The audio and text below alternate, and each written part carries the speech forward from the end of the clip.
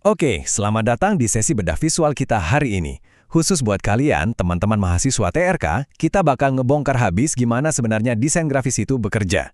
Nah, tolong lupain dulu deh soal desain sebagai seni abstrak yang ribet. Di sini, kita bakal membedah desain murni sebagai functional engineering alias rekayasa visual terstruktur.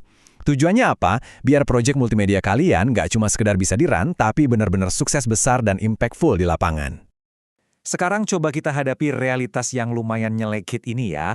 Bayangin, apa gunanya PC kalian nyala sampai 3 hari 3 malam buat ngerender video 4K, transisinya udah super smooth, color gradingnya udah selevel bioskop, tapi viewsnya nol besar. Kenapa bisa gitu? Ya karena nggak ada yang ngeklik. Disinilah thumbnail itu beroperasi layaknya sebuah front end. Ibaratnya kalau gerbang depannya aja udah ngebug atau nggak menarik, user mana mau peduli sama seberapa canggih back end di dalamnya kan?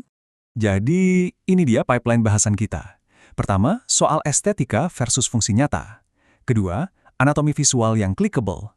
Ketiga, sinkronisasi desain dan video. Keempat, cara debugging kesalahan umum. Dan ditutup dengan komunikasi visual yang efektif. Masuk ke bagian pertama, estetika versus fungsi nyata.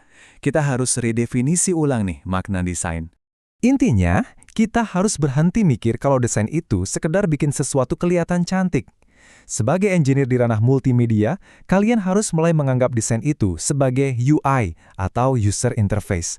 Parameter suksesnya tuh sangat objektif. Audiens paham nggak? Mereka mau interaksi nggak? Kita ini lagi ngejar efisiensi klik teman-teman, bukan lagi muasin ego artistik pribadi. Oke, lanjut ke bagian 2. Anatomi visual yang clickable. Mari kita bedah spesifikasi teknisnya.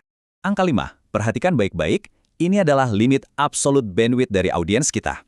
Sebuah thumbnail itu maksimal banget cuma boleh menampung 5 kata. Kenapa seketat itu? Biar teks kalian bisa berfungsi jadi hook instan yang langsung keproses sama otak user dalam hitungan milidetik. Kalau kepanjangan, otak penonton malah nge-lag duluan sebelum sempat ngeklik. Kalau kalian mau maksa user buat stop scrolling, arsitektur visual kalian wajib punya komponen-komponen ini. Pertama, pastikan cuma ada satu fokus visual yang dominan biar mata nggak error nerima kebanyakan input. Terus, beraniin ngasih zoom ekstrim di ekspresi wajah yang emosional. Jangan lupa manfaatkan garis tepi yang tebal, plus injek kata-kata pemicu semacam wow, rahasia, atau terbukti. Percaya deh, ini formula click-through rate yang udah sangat solid. Ngomongin soal standar engineering, rasio yang satu ini bener-bener nggak bisa ditawar. Kalian wajib jaga kontras minimum 4,5 berbanding 1 antara teks sama backgroundnya. Buat apa? Accessibility pastinya. Supaya teks tetap punya keterbacaan absolut, bahkan waktu diakses via layar HP yang brightness-nya lagi diturunin drastis. Kalau teks kalian malah ngeblend sama background, ya otomatis seluruh arsitektur pesan kalian bakal ngalamin fatal error. Sekarang masuk ke bagian 3, sinkronisasi desain dan video. Gimana cara hook awal ini terintegrasi ke konten aslinya? Coba bayangin ini sebagai pipeline data visual kalian ya. Data dari thumbnail, di tahap paling awal, itu harus mengalir mulus tanpa delay ke opening title. Dan bentuknya juga harus konsisten waktu teks grafis alias lower third muncul di layar. Palet warnanya, jenis fontnya, sampai moodnya itu harus ditransfer secara utuh dari step 1 ke step 3 biar user experience audience nggak ngerasa terputus. Logikanya gini, kalian nggak bisa dong pakai thumbnail neon yang super clickbait dan heboh, tapi ternyata isi file videonya itu dokumenter sejarah yang gelap dan alurnya lambat. Kalau logika visual kalian mismatch atau nipu kayak gitu, penonton bakal langsung bounce atau keluar dari video. Hasilnya, metrik retensi algoritma kalian bakal langsung anjlok seketika. Lanjut ke bagian 4, waktunya kita masuk ke mode QA. Kita akan debugging beberapa kesalahan visual paling umum. Perhatikan matriks troubleshooting ini. Ini bakal ngebantu banget buat ngefix hierarki visual yang lagi bagi. Teks kalian kepanjangan? Langsung debug. Kompres jadi 3-5 keyword aja. Warnanya nabrak dan bikin sakit mata? Bikin limitasi. Pilih palet maksimal 2-3 warna yang harmonis. Terus kalau desainnya nggak punya fokus yang jelas, kalian harus tegas tentuin satu elemen visual mana yang paling dominan di kanvas layar itu. Nah, ini contoh real dari impact membersihkan data noise. Coba cek yang versi buruknya. Judulnya udah kayak bikin paragraf saking panjangnya. Udah pasti hancur keterbacaannya kalau di layar HP. Tapi lihat versi benernya. Copywritingnya dioptimize jadi pesan yang benar-benar nge-punch, desain dalam 7 hari terbukti.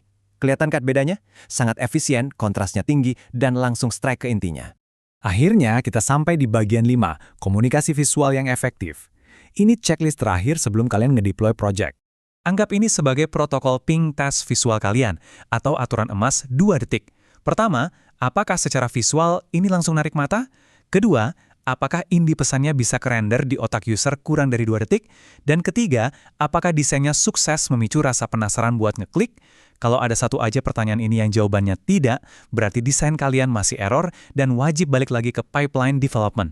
Jadi, ingat terus prinsip fundamental ini teman-teman. Desain yang bagus itu bukan desain yang paling estetik atau paling rumit, tapi desain yang paling efektif bekerja. Di setiap proyek multimedia kalian, selalu prioritaskan komunikasi yang fungsional di atas keinginan buat sekedar pamer skill artistik. Nanti, pas kalian udah balik ngebuka software editing setelah sesi explainer ini kelar, coba tanya secara kritis ke diri sendiri. Apakah sistem visual yang kalian susun itu benar-benar direkayasa buat ngehack perhatian audiens? Atau jangan-jangan cuma menuhin pixel di layar aja tanpa fungsi? Pastikan thumbnail video kalian berikutnya lolos tes komunikasi 2 detik ya. Terima kasih udah mantengin analisis materi kita kali ini dan sampai ketemu di sesi bedah berikutnya.